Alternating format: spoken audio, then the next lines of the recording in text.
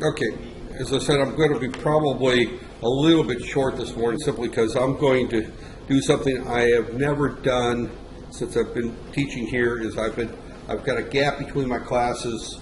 I got class at 10 o'clock in the morning. I got my next one is at 3. I'm actually going to go home and take a nap. I know that's against company policy to go home and take a nap between classes, but I'm actually going to do that. It's that there, and that's one of the advantages of living close enough to campus that I could get away with that. When I was working at Cyberjaya last year, there was no way. It took me an hour and a half each way to go to work out there. Here, I'm about a 10-minute drive over down Alcota, so it's easy to go home and take a short nap. Okay, I'm going to call this the course project out there. It's a separate line item on the grading. I can't remember exactly how many points I put toward the course project. I could probably find out real quick when I look at advance. I guess I can log in here.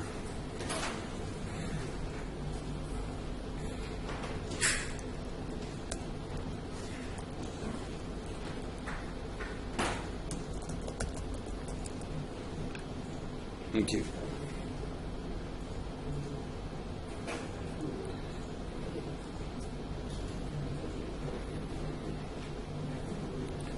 Give me a second. I want to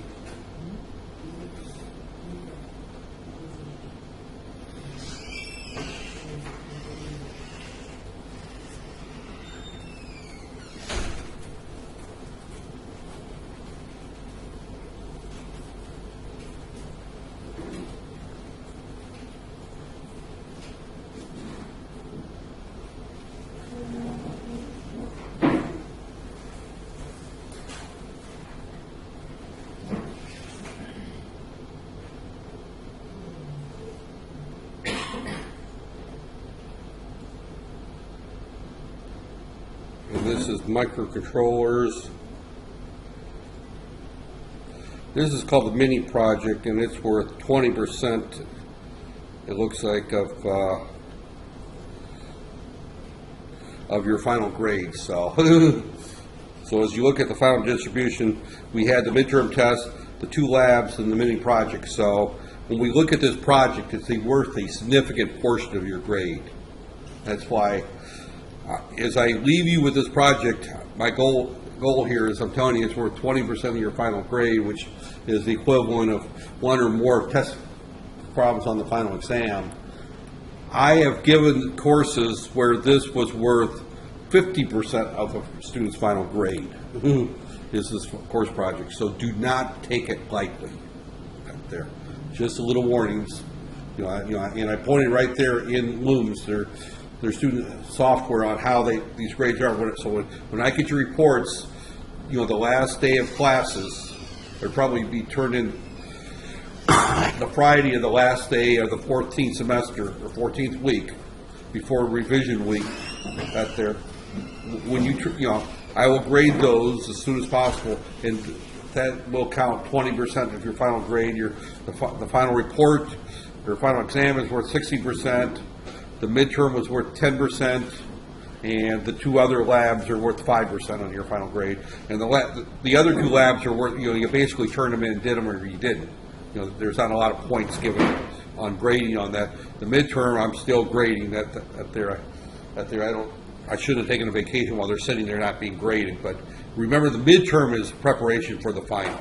It was really, but it's still worth 10% of your final grade. This is worth twice as much as the midterm. This report out there. So, getting back to this right here, I was lazy because instead of working on your final project, I played with grandkids and went and visited temples and beaches and things like that. So, so I didn't really come up with a new project. I'm reusing an old project. So it's based on an American Stoplight sequence. I'm going to kind of go through the sequence with you out there. The last time we went through a series of sequence that there, and I'm just going to go through and do this with OneNote here. And basically, as we started with our first state as N as G as green, right? And in that state, our lights were, and I'm going to change our light sequence here.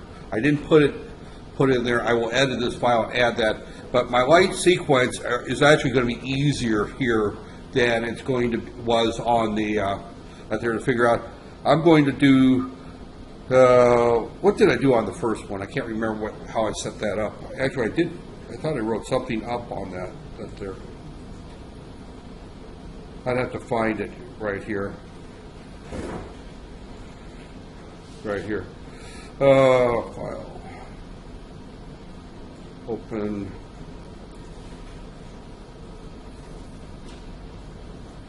Yeah. That's the example you got there. So let me. I thought I had it. I didn't see it. Normally I put everything. I must have just. Let me check Facebook real quick.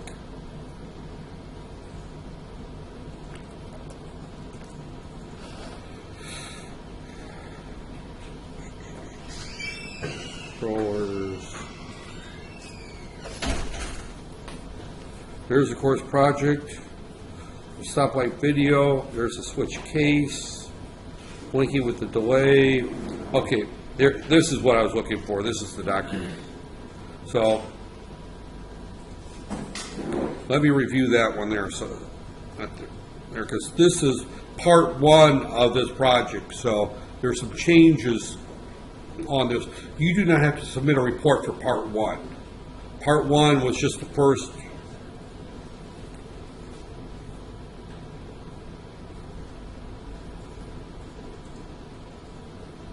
Right there. Okay, this is the first part.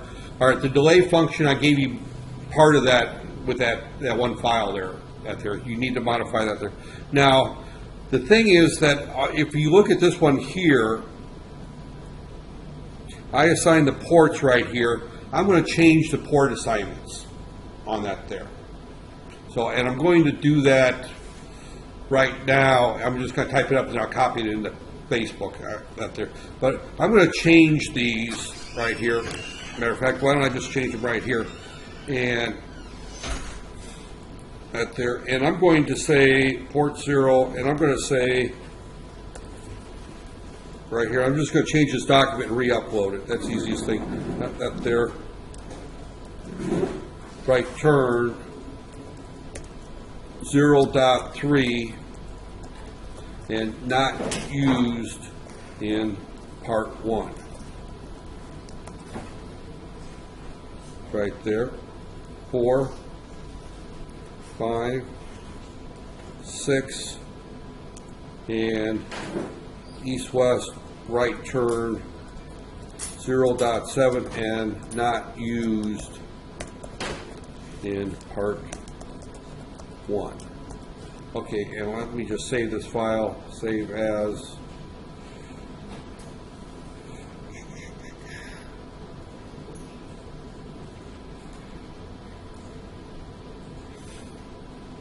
Right there.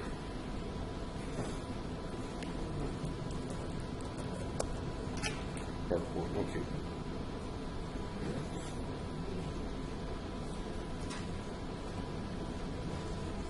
Well, maybe, okay.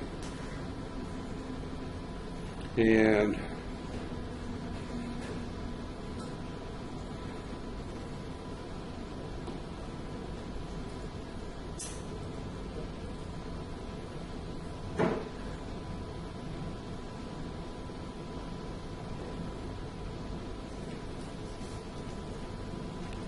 well, yeah, we'll just come back to, I'll just upload it again.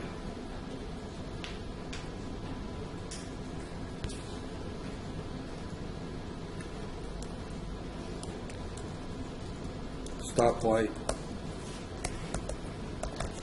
revised,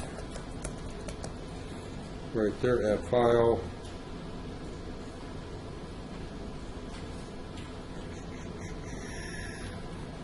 right there. That's where I want to go.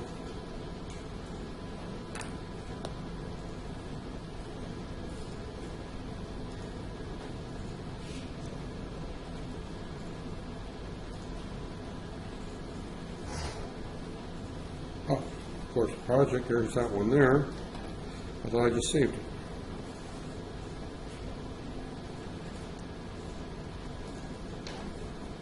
Okay, well, we'll get it up there. All right.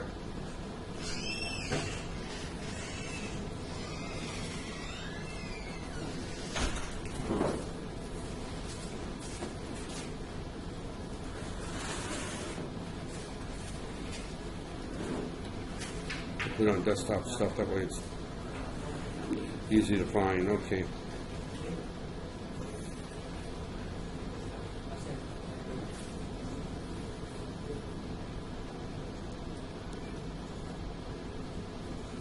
Okay, so I uploaded that, and the reason I uploaded that, I revised that, is it's going to make your life easier if I use those pin assignments out there.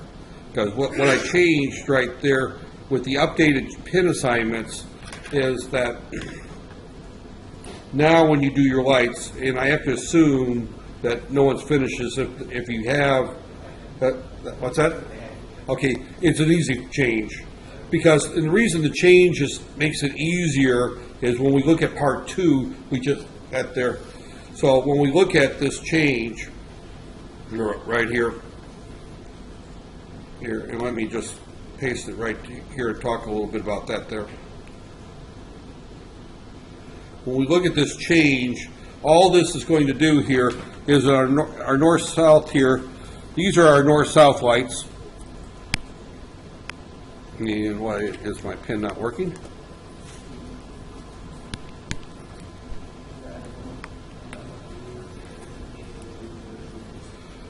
Up there.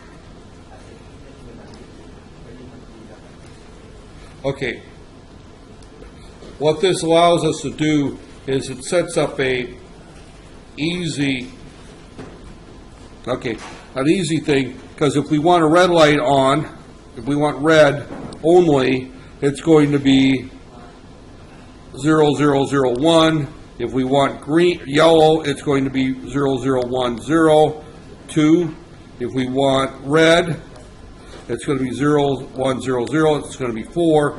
And if we want, actually, we've got this, and then we've added the last one is we want the right turn light to be on, then that's going to be 10008. Now, if we have a combination, and we'll look at the discussion where we have the red light on it and the right turn.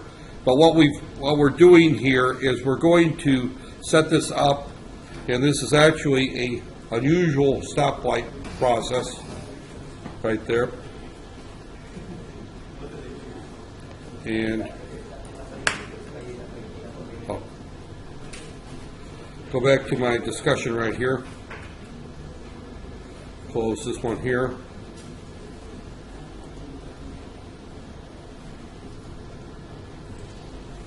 And recent documents.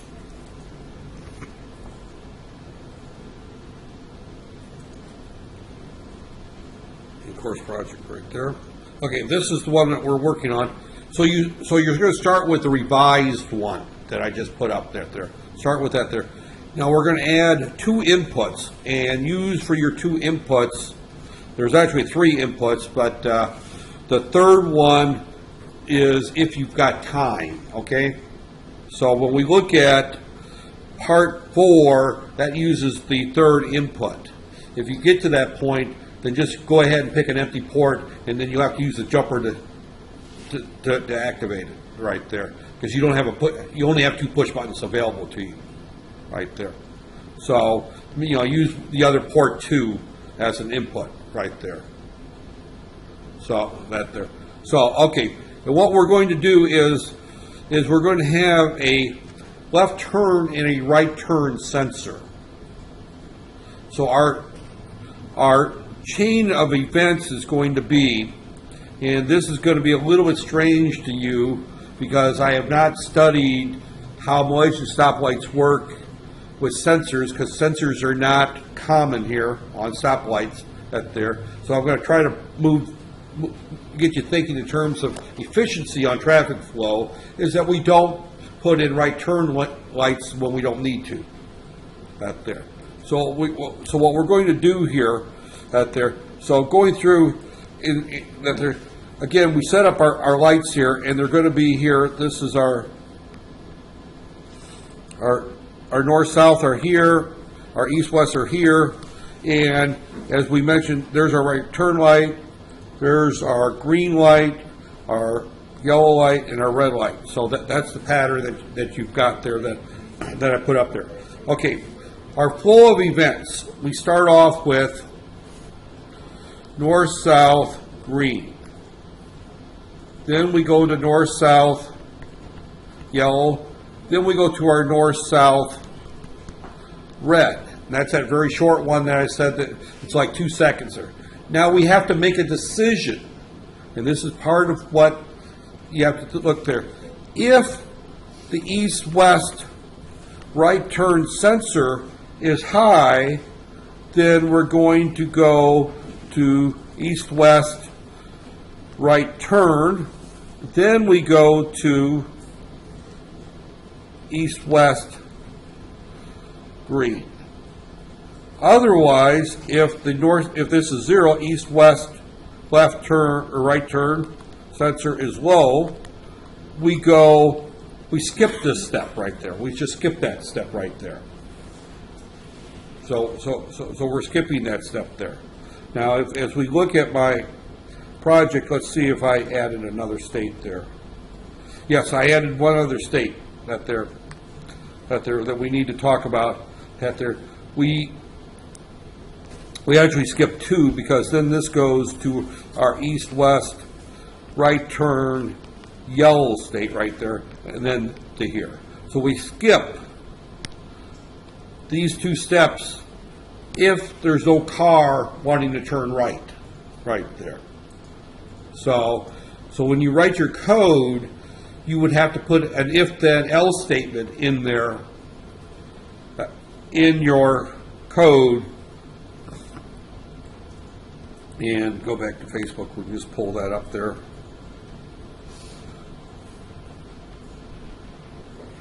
Right there. I'll just hit the preview button right here.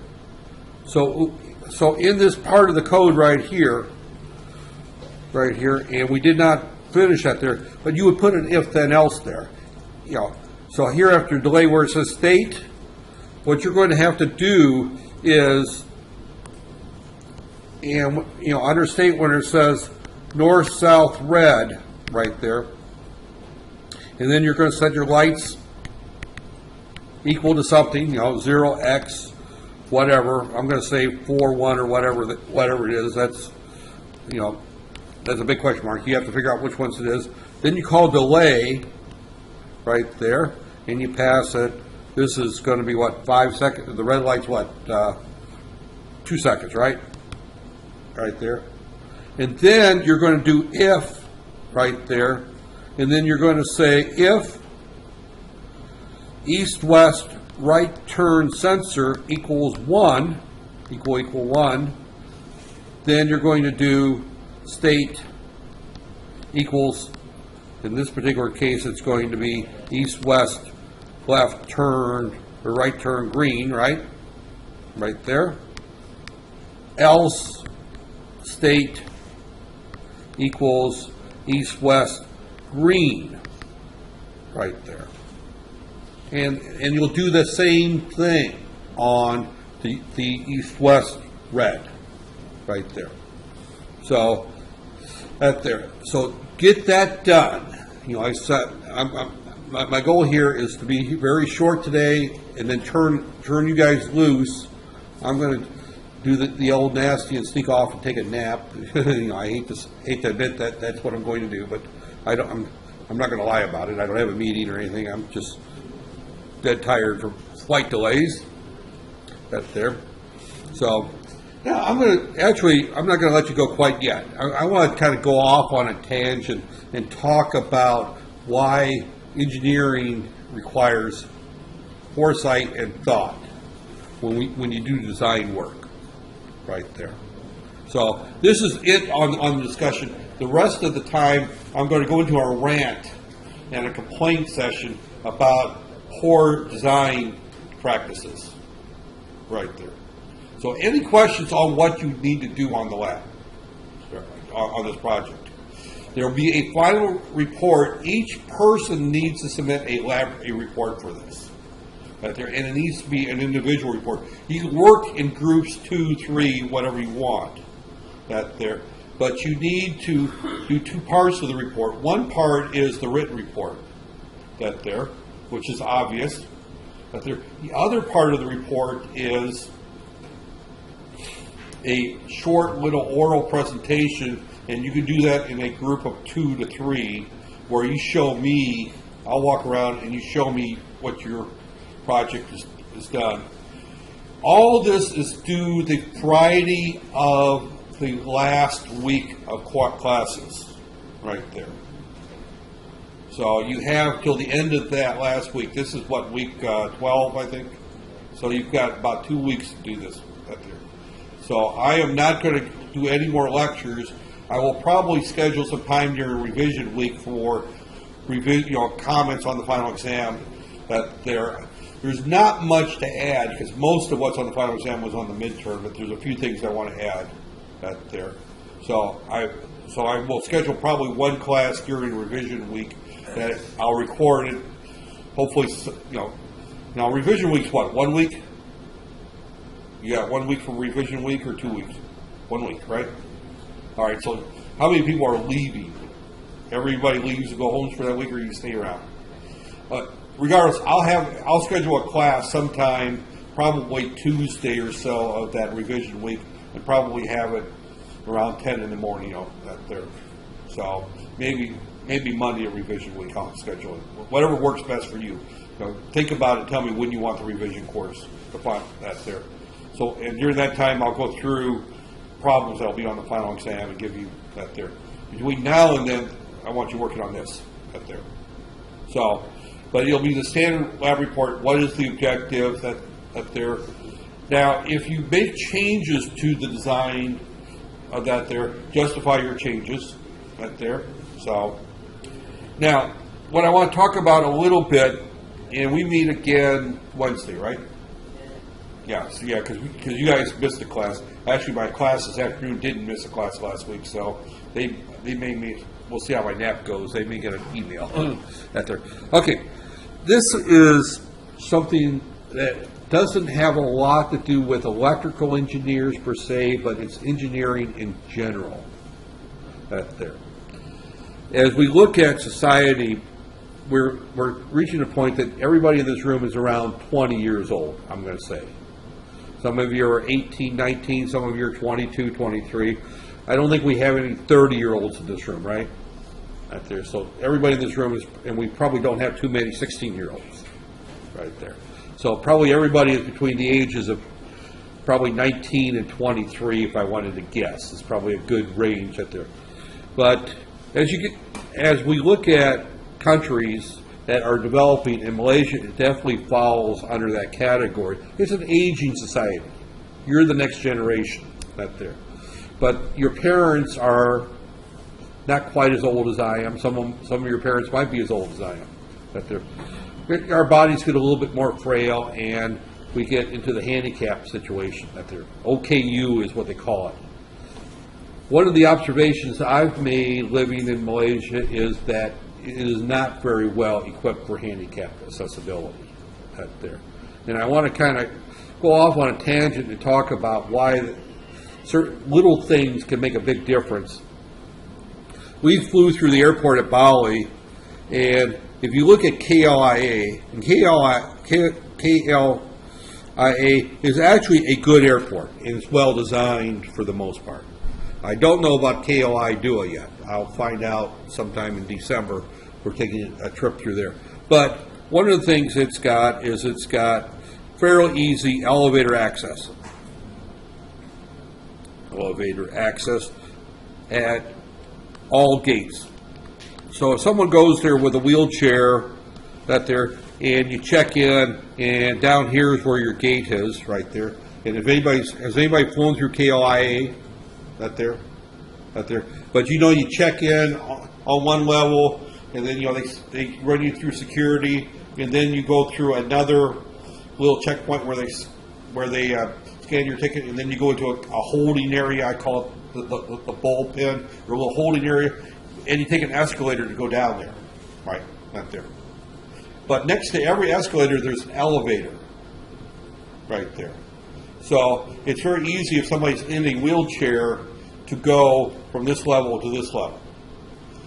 We flew through the airport coming back on Bali. They didn't have an elevator at every gate. They have 12 gates, 6 gates here, a center shopping area here, and 6 gates here. They have 1 elevator here.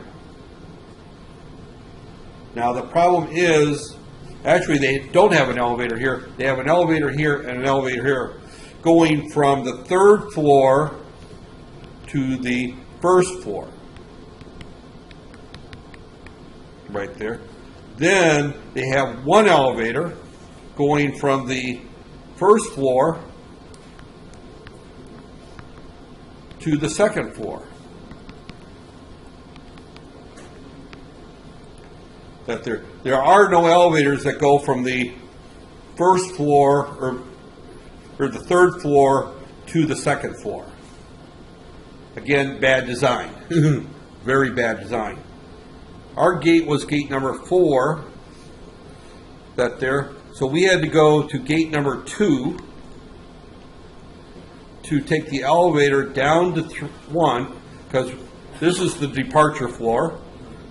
This is the loading area on 2. This is on level 3.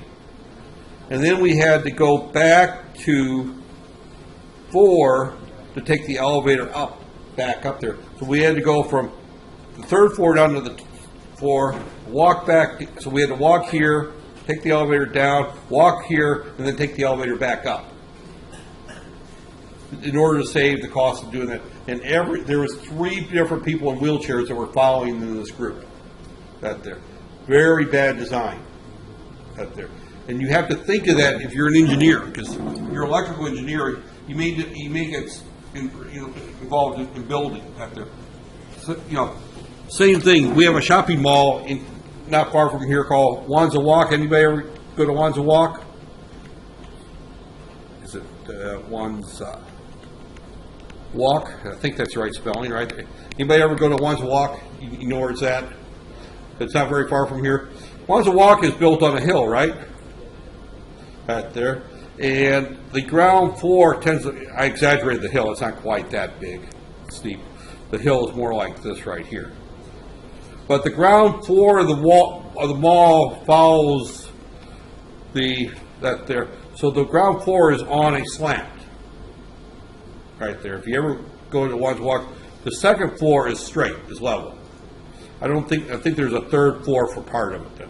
Those are all level. So if you go into Wanza Walk, this is the floor. If you're looking, here's a shop right here, and you're standing at the shop.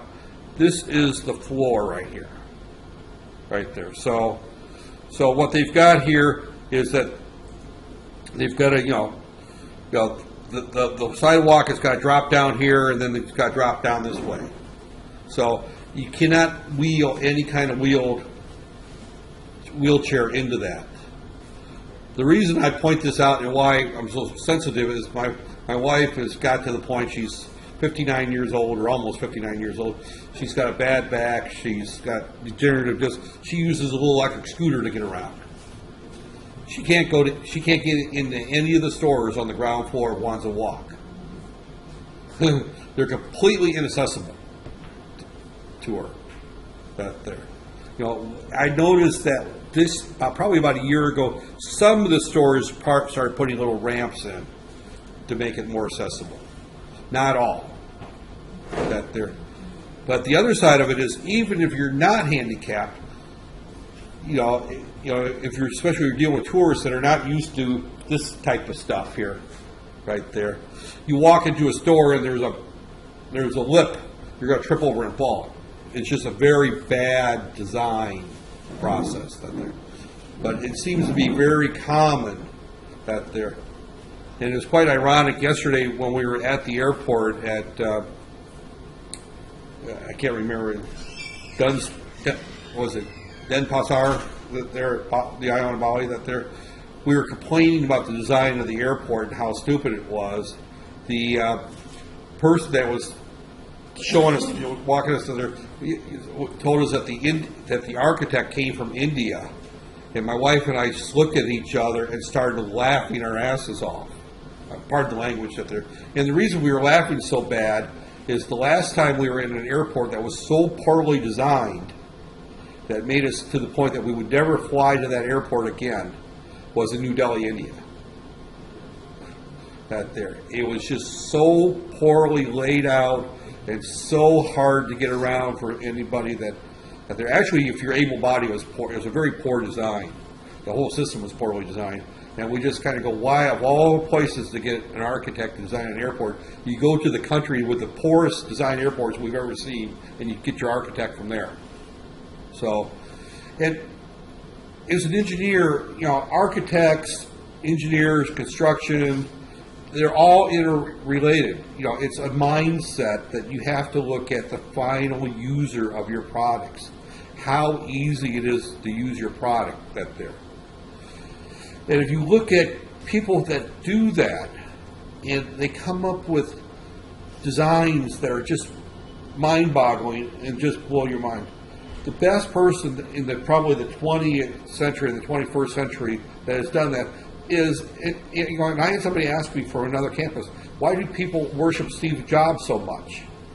Steve Jobs was a true visionary. He could figure out how to design things that are easy to use. How many Apple fanatics do we have, that use iPhones? I mean, it's the favorite phone of most people. It's expensive, so a lot of people don't buy it. But if you had, I'd probably go around this room, if you had a choice, and you can buy an iPhone 6 for the same price as can a Galaxy 6, which one is most people going to take? Yeah, Apple is by far. And to be honest with you, Steve Jobs was not that good of an engineer. I mean, I'm not saying he was a bad engineer, but he was, when Apple was formed, Steve Wozniak, who was a terrible businessman and a terrible visionary, was a much better engineer. He designed the Apple II, but his buddy Steve, Jobs, was the one who kind of led the design into something that was friendly and usable. So when you look at that, which is more important, the great engineer or the one who looks at what do you need? And you need both. You need both.